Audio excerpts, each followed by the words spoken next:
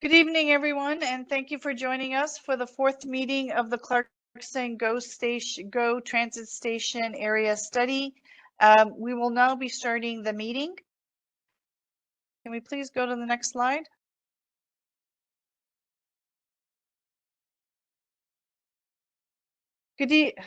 Sorry.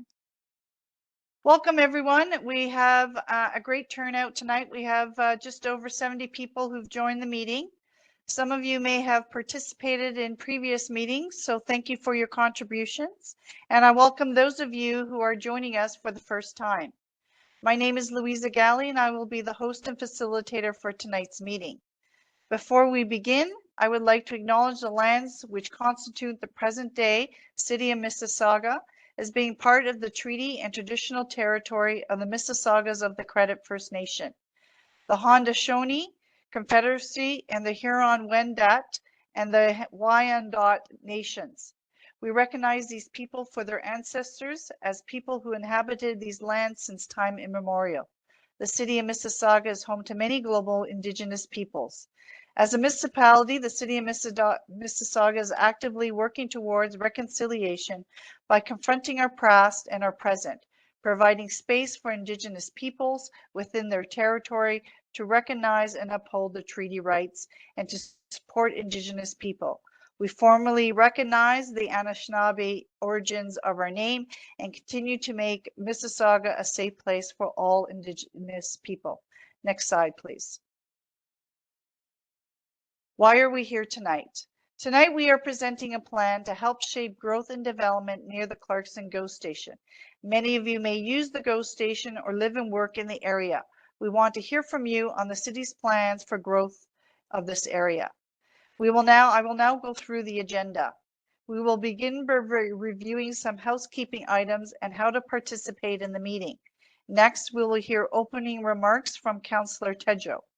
Then I will introduce the project team who will provide a 25-minute presentation on the study and draft concept plan. After the presentation, I'm going to launch two polls to find out and better understand your thoughts on what is being presented here tonight. Then we will have an hour for a question and answer discussion period. We will then wrap up the meeting with next steps and provide an update on the development application in the study area. I will now walk us through some of the housekeeping items. Next slide, please. Tonight's session is being recorded and will be posted on the project website in about a week, should you want to rewatch it or share it with someone who was unable to attend tonight.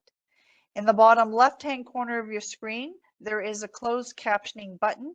If you would like this feature on during the meeting, please click the CC button now. For everyone joining us tonight, we thank you for contributing actively, respectively, and equitably. Next slide, please.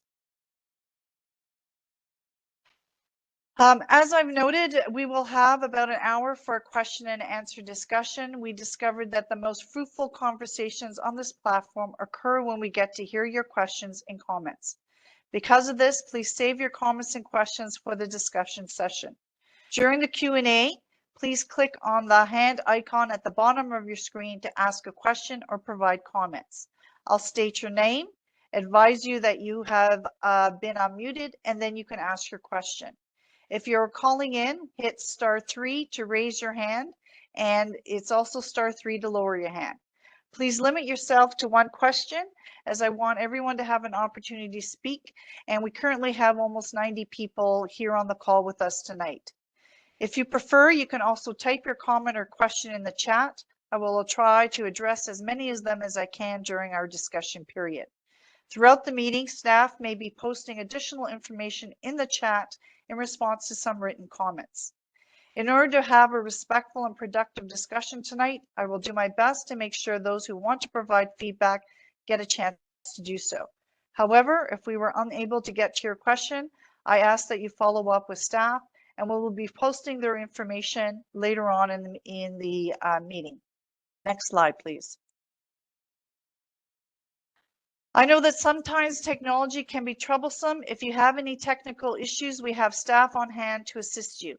Please call 905-615-3200, extension 5609, or email Trista at trista.james@mississauga.ca, and she will assist you. Her information should be posted in the chat.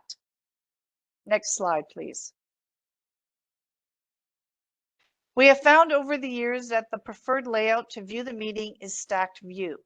If you would like, please click the bottom on the right-hand side and select stack. Next slide, please. As I've mentioned, we have almost 90 people on the call with us tonight, and we will be launching 2 polls shortly to find out who has joined the meeting and whether you have attended any previous sessions. If the polls do not automatically appear on the screen, please click either the apps or the Slido button at the bottom right of the screen. If you're joining us by phone, you can raise your hand during the Q&A and let us know who you are. The first poll has now been launched. It is, who is in the room? Are you a resident, a commuter, a business owner, a tenant, belong to an advocacy group, a future resident, a student, or belong to some other group?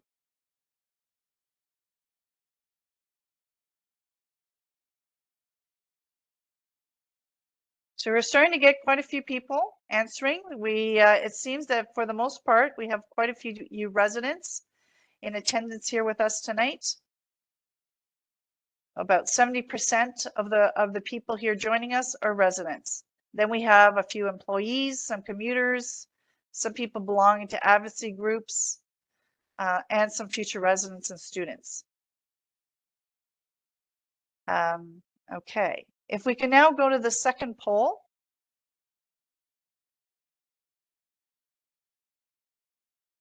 This poll, and we'll just wait for it to launch, but in the second poll, we just want to ask if you've participated in any previous meetings. You can collect, I believe you can select up to those 3 answers. So if you've attended any previous meetings, so 1 community meeting, 2 community meetings, the 3rd community meeting, or this is your first meeting, please let us know which of these meetings you've attended.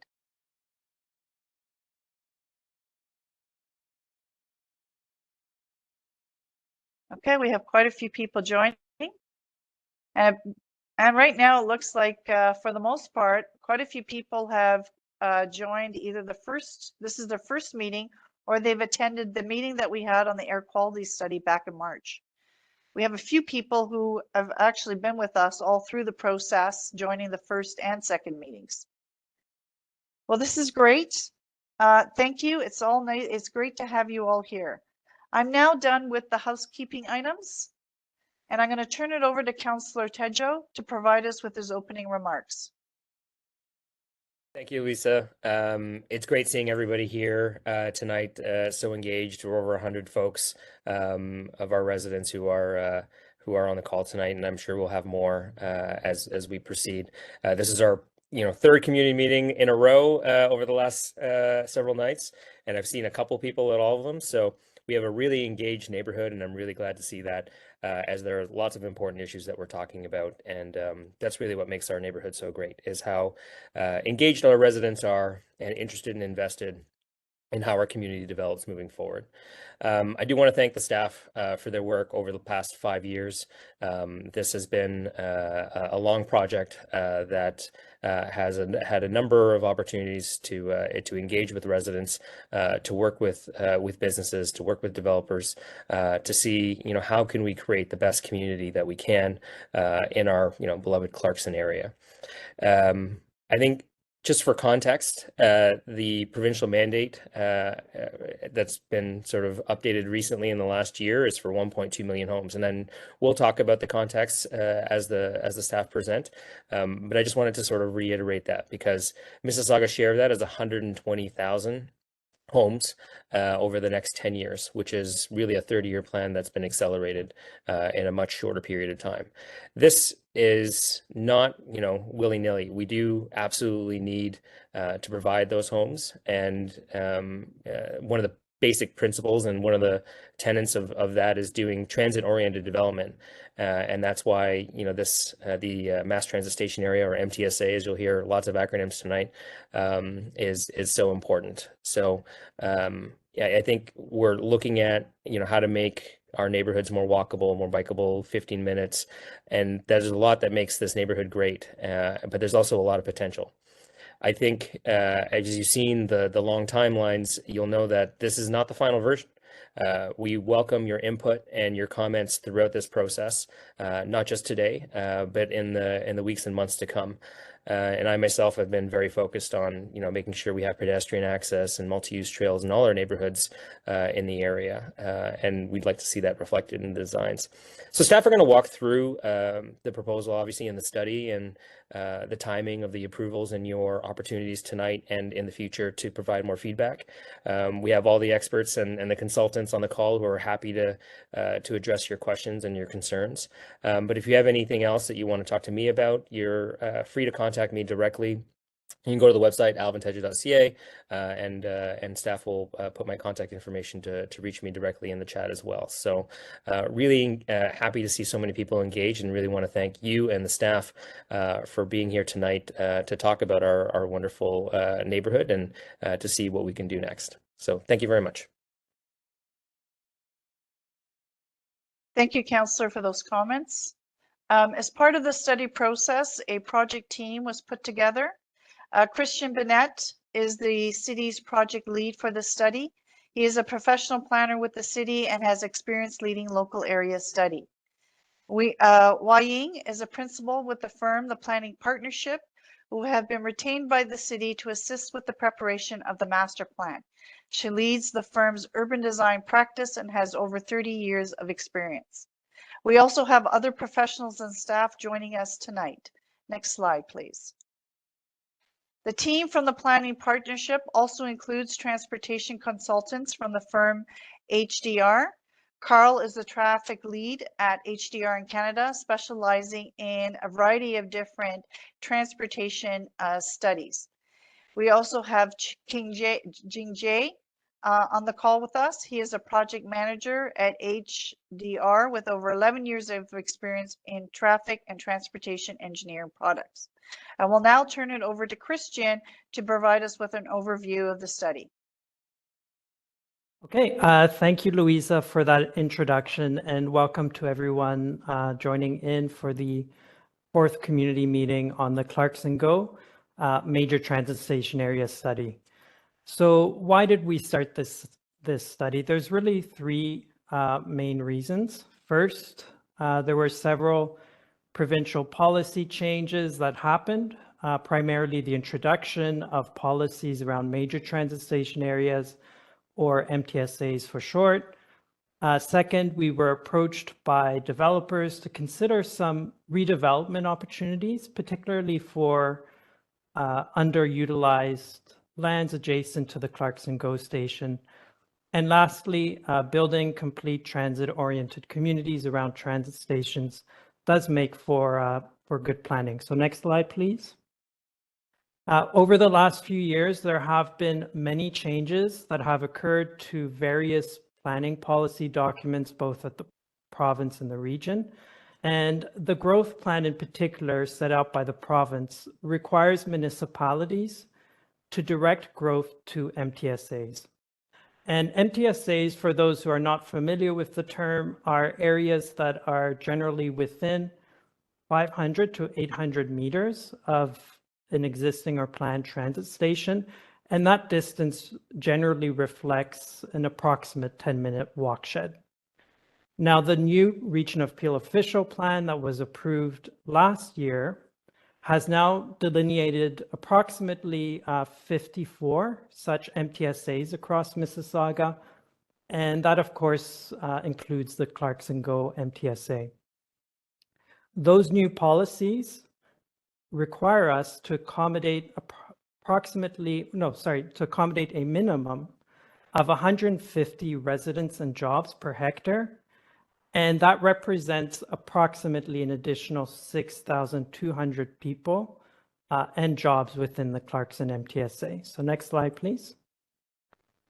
In 2018, the city hired a team of consultants to start the study for the area, and really to determine how best to accommodate that growth within the MTSA. Now, a lot of the background work we did in the earlier phases helped to determine the boundary that was approved by the province when they approved the new Region of Peel official plan. And you can see the boundary of the Clarkson GO MTSA outlined in red on the slide in front of you. So next slide, please. Many of you joining us tonight have participated in earlier engagements on the master plan study. And you can see that during the first phase, the city worked with our consultants to develop a vision and set of guiding principles to help shape future development. Sorry, it appears my light has come off, but I'll just continue. And those during that first phase, there were high-level plans that were presented to gather preliminary feedback on how development should occur within the MTSA. We also heard during that first phase the need to address pollution levels that historically have been elevated in the area. And so during the second phase, policies were introduced into the city's official plan that require an air quality study to be completed before any residential uses can be introduced on lands that have been designated for employment. In the meantime, a development application was submitted in December 2022 for a mix of uses, including residential. And at the beginning of this year, that air quality study and a health assessment were completed for parts of the MTSA. And those findings were presented at the third community meeting on March 22nd. Based on those findings, we received direction from council to finalize the master plan for the area. And that brings us to our current phase, so phase 3 of the study. So during this phase, we are planning to finalize the master plan. The draft concept plan we are sharing tonight is a culmination of all the work undertaken through the previous phases of the study.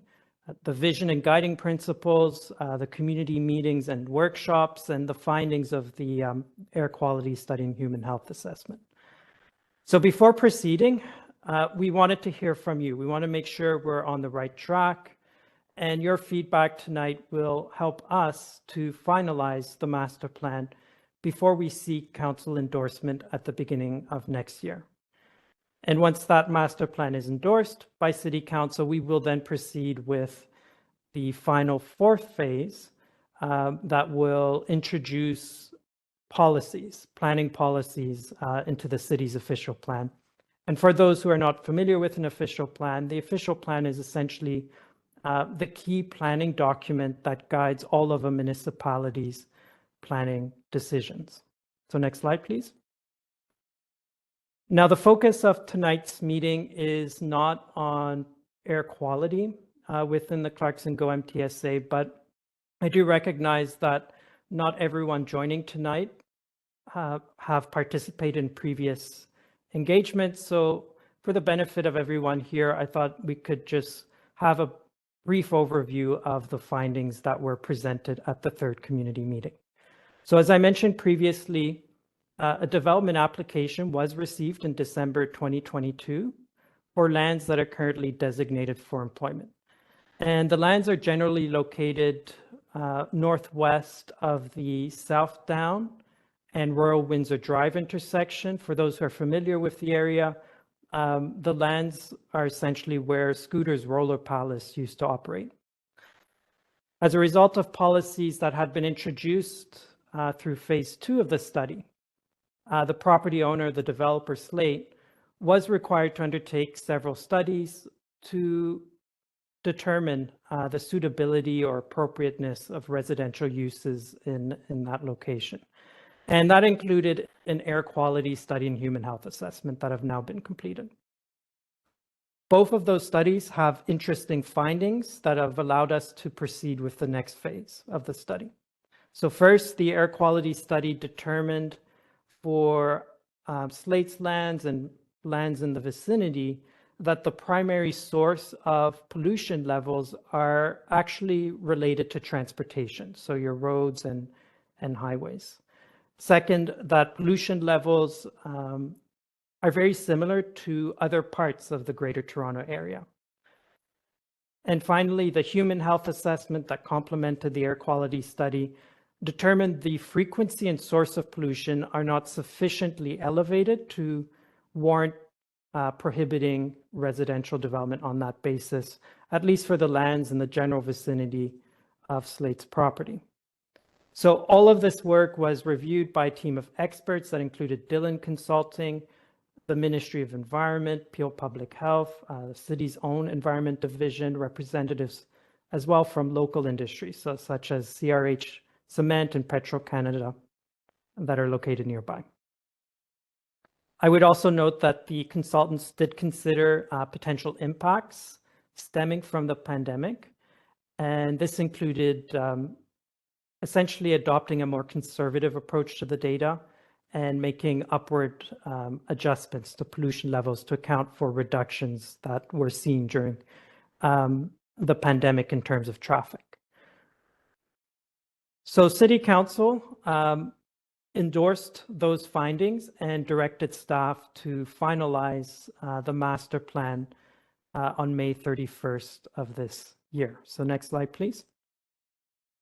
And the master plan is the overarching document that sets out key directions to help shape how growth in the Clarkson GO area will occur in the coming decades. It is a vision document, but it also identifies ways to create a complete community with residential employment uses, a main street, parks and public spaces, locations for new homes and design standards for buildings, and of course, enhancements that are needed to the pedestrian, cycling, and transit network. It also reflects the input from the community on the vision and guiding principles that have evolved over the course of the study. And the concept plan that we're going to be sharing is a visual demonstration of how growth and development can occur based on that vision and direction set out in the master plan.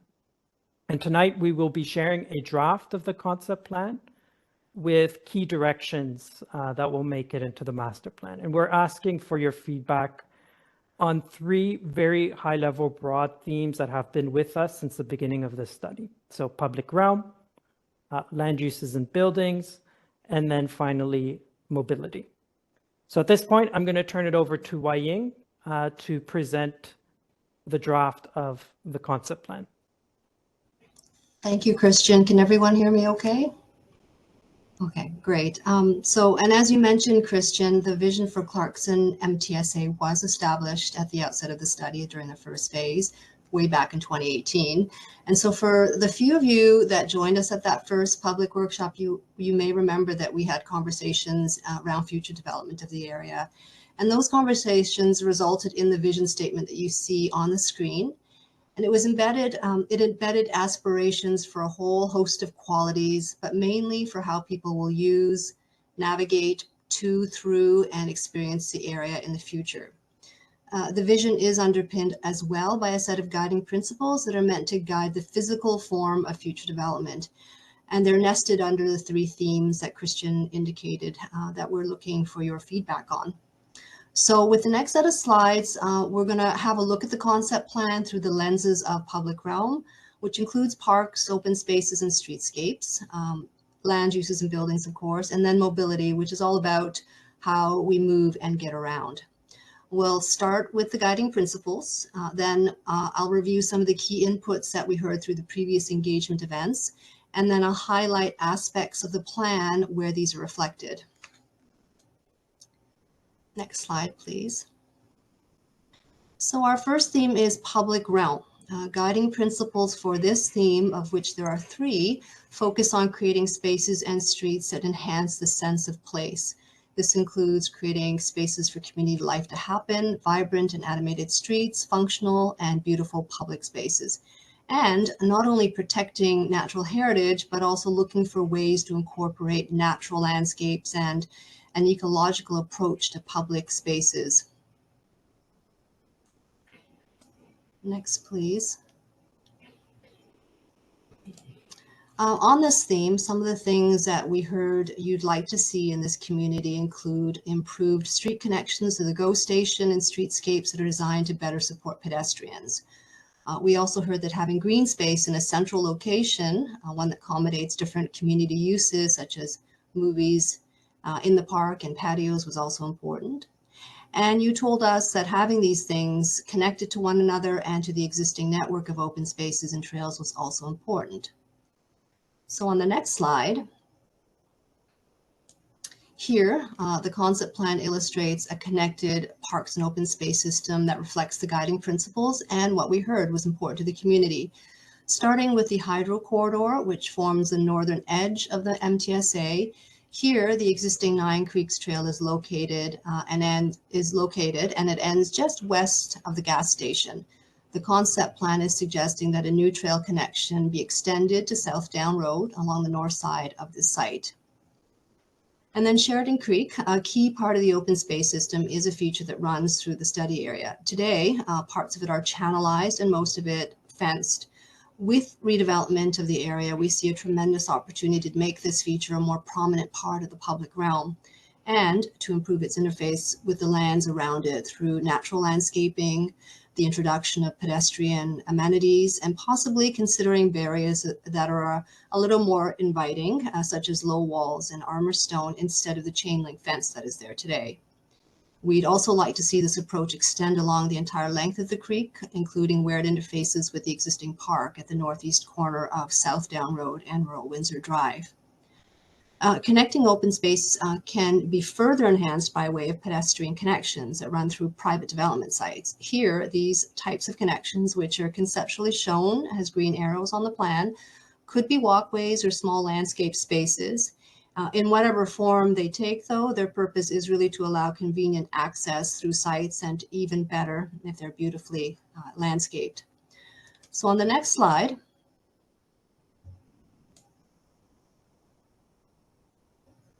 so here we're seeing different types of green space. We heard having this kind of variety was really important to you, and this is reflected in the concept plan. And it includes a new public park that's located centrally within the MTSA, and that's the bright green square where the red dots are converging. The park location was carefully considered to ensure that it had prominence within the area, i.e. public streets on at least two sides. Here we have the added benefit of one of these streets being the new Main Street. The park is also shaped and generally sized that could accommodate a variety of activities. Examples shown in the images include movies in the park that I mentioned and a Halloween pumpkin parade. We imagine the Central Park could have an urban square component. What we mean is that a portion of the space could be designed more like a plaza, with space that could accommodate cafes and spill out areas for the surrounding businesses. This would also be a great place for a potential public art element. And because the Central Park is the main focal point of the MTSA, we want to make sure that the buildings around it are doing their part as well.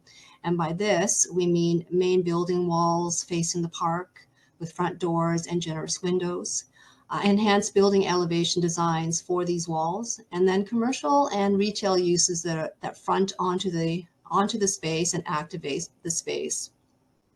Here, we're showing another example of pedestrian connection. It's important that the link from the corner of Rural Windsor Drive and South Down Road to the new park is visible, that it's animated, landscaped, and has some pedestrian amenities.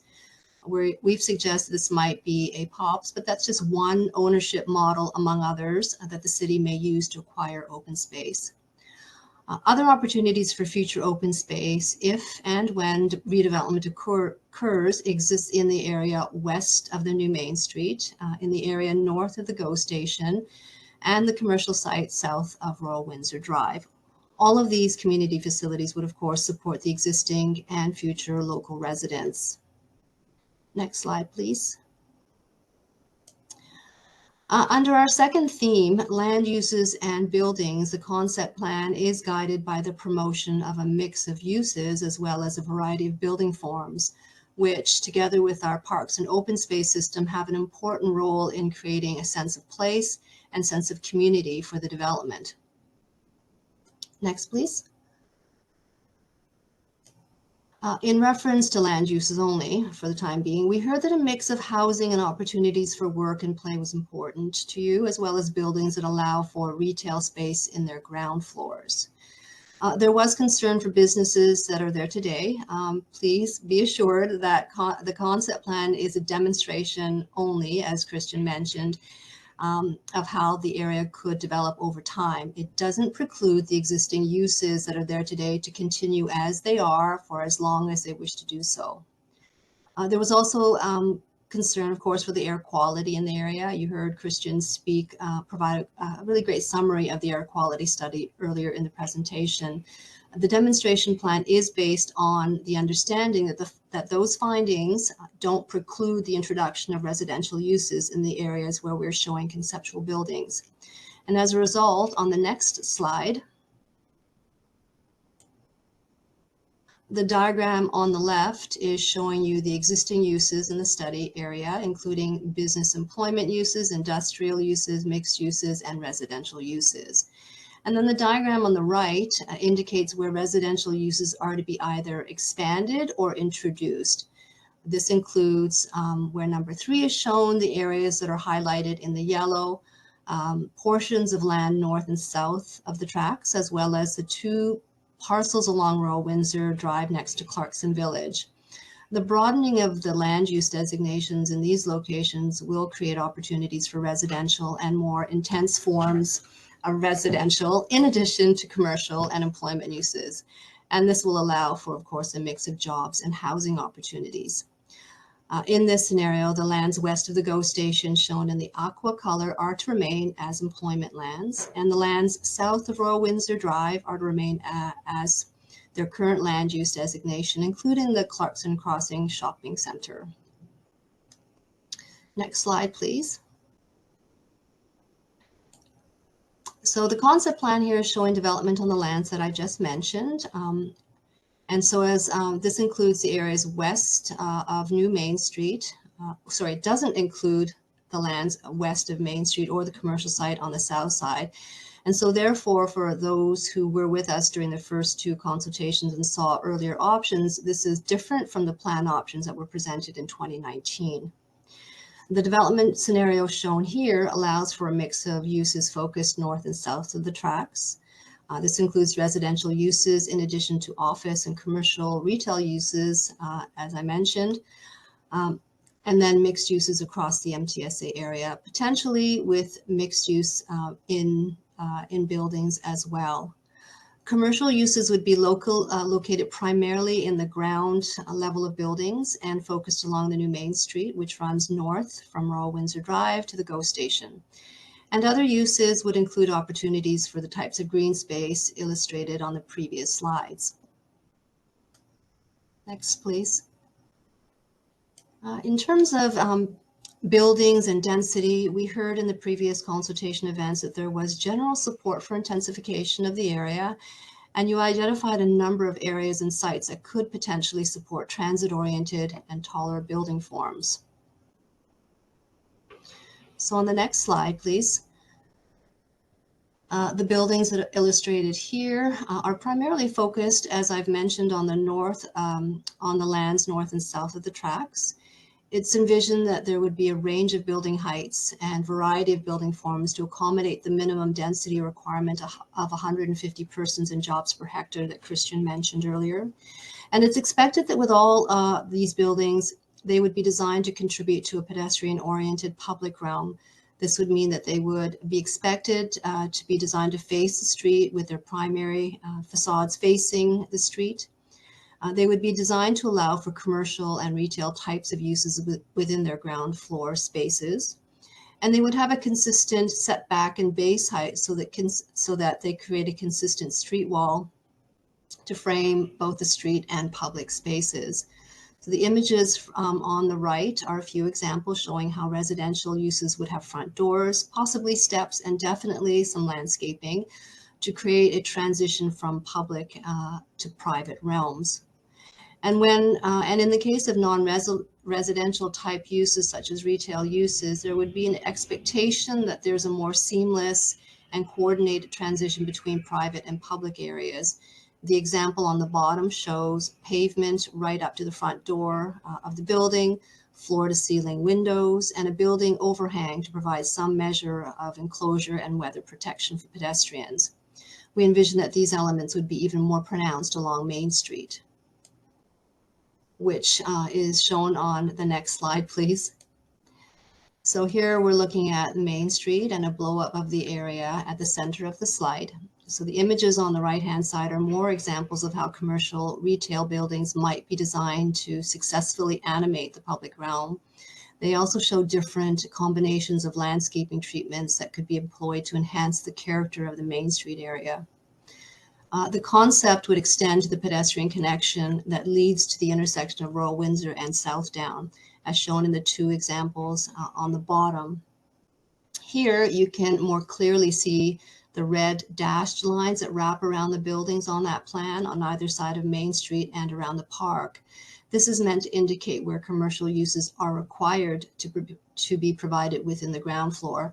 And just to clarify, when we speak of mixed uses, including commercial and retail uses, they are promoted throughout the area. However, along Main Street, we're expecting that this will be a requirement of the plan. Next slide, please. And then the last theme is mobility. And here the underpinning principle of the plan is about how different modes of movement and access to and through the community can be improved with development of the station area. So on the next slide, much of what we heard was clearly reacting to how the area functions today. And we heard a lot about safety and access to the GO station from both the perspective of pedestrians and cyclists. And of course, we heard your concerns for the impact of development on traffic in the area, including truck traffic, of course. So on the next couple of slides, my colleague Carl from HDR is going to describe what the concept plan is proposing in terms of mobility. So I'll pass the mic to Carl at this point. Thank you, Wai-Ying. To support the concept plan and the density proposed, we have 5 key goals which are summarized on the right side of the slide to provide enhanced mobility and connectivity within the plan and with the surrounding community. This consists of providing a fine-grained public street network, which are highlighted in the dashed black lines, which also include the proposed Main Street highlighted in the red dash box, and new intersections connected to the arterial road, which will provide additional and safer pedestrian crossings at new locations.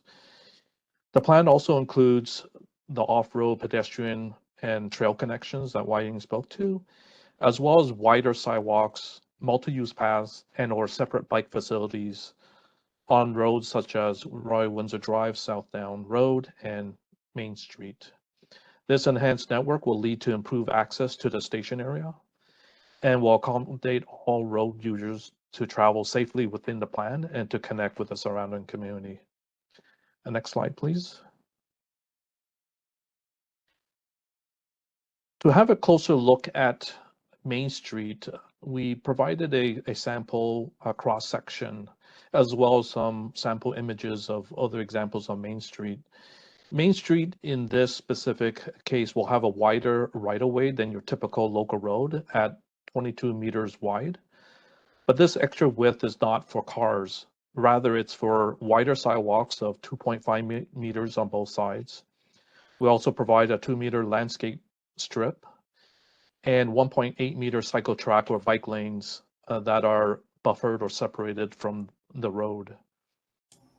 On-street parking is also provided on one side of the road, which basically leaves one travel lane per direction for vehicles along Main Street. And based on this cross-section, this will provide ample capacity for both vehicular traffic as well as to provide the space for pedestrian, increased pedestrian cycling and other active transportation uses. Now I'll pass it back to Wai-Ying. Thanks, Carl. I'd like to end the presentation of the concept plan by summarizing some of the big moves that I've just described. The first is about connectivity. The concept plan promotes connectivity within the area of the MTSA and beyond through a new network of streets, sidewalks, trails, and pedestrian connections which also creates safer connections and access to the GO station. The plan also enables transit-oriented development through a mix of uses, including residential, commercial, and office uses. The plan provides the framework for a variety of building forms that are focused on enhancing and contributing to the public realm. And lastly, the plan creates a new community focus that combines a commercial main street and urban park within a walkable and pedestrian-oriented environment. All of these elements have been collectively considered and with direction from the master plan will be developed and designed so that they serve both future and existing residents and employees. And with that, thank you for listening. I'm going to pass the mic back to our host, Louisa. Christian, can you then maybe begin to outline the next steps in the study process for everyone? Sure. Thank you, Louisa, and thank you everyone for participating in tonight's meeting. I think we got some really good suggestions and feedback, and certainly we'll take that back and consider the feedback we've received tonight. We will be sharing in terms of next steps a what we heard report over the next few weeks, and that report will summarize a lot of what we heard tonight and really the key themes and questions as well. We will also post a recording of tonight's presentation on the project website, and we'll make sure to circulate everyone who's registered to the website. So please, for those who haven't registered to the project website, I encourage you to do so. That's our way to provide regular updates on this project. So once we've done that, we will be working to finalize the master plan and share, once that's completed, a final master plan with Mississauga councillors for their endorsement in winter 2024, so really the early months of next year, at a meeting of Planning and Development Committee. So everyone here, or even all residents, have the opportunity to attend the meeting, make a deputation if you have any comments, and of course, ask questions. So following the endorsement of the master plan, we will then initiate policy implementation with draft policies. We're planning to present those draft policies in spring of next year, and then to have the final amendment to the city's official plan containing those policies by the fall of 2024. So next slide, please. Before I finish tonight, I wanted to provide this opportunity to really give us an update on the development application for Slate's property. That's located to the south of the Clarkson GO station parking lot along Royal Windsor Drive. So as we finalize the master plan, we are also concurrently reviewing the development application. And city staff presented a report outlining the information and details of the application to Mississauga Planning and Development Committee earlier this year. And many of you here tonight may have also participated in a community meeting that was held to discuss the application and provide the community an opportunity to ask questions and provide their feedback. So at this point, the next step is with the developer. They need to prepare a resubmission to address the comments and feedback received to date, and they will need to align with the emerging directions from the master plan and the concept plan that we've shared tonight.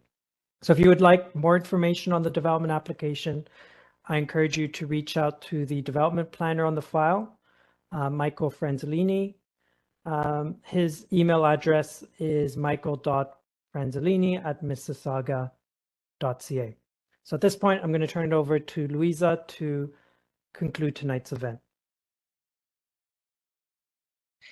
Thank you, everyone, for all the comments and the discussion we had. We definitely had some great comments that we'll take back. I'm now going to wrap up the meeting. After the event, a video recording of the staff presentation will be put online so that you can watch it whenever you want or share it with someone who was unable to attend tonight. If you would like more information on the study or would like to subscribe to receive project updates if you haven't already done so. Please take a moment to use your phone and open up the camera feature and place it over the QR code. It will take you to the project website where you can get more information. If you have additional questions or comments about the project, please do reach out to Christian. His contact information is posted in the chat as well as on the slide here. And if you have comments in regards to the development application, Michael Frazzolini is also available who could provide you with more information. We will look forward to talking to you with you again once we have draft policies to share. Until then, take care and don't be shy to reach out if you have any further comments or questions. Have a great night, everyone, and this now concludes the meeting. Bye-bye, everyone. Bye. Have a good night. Thank you, everyone.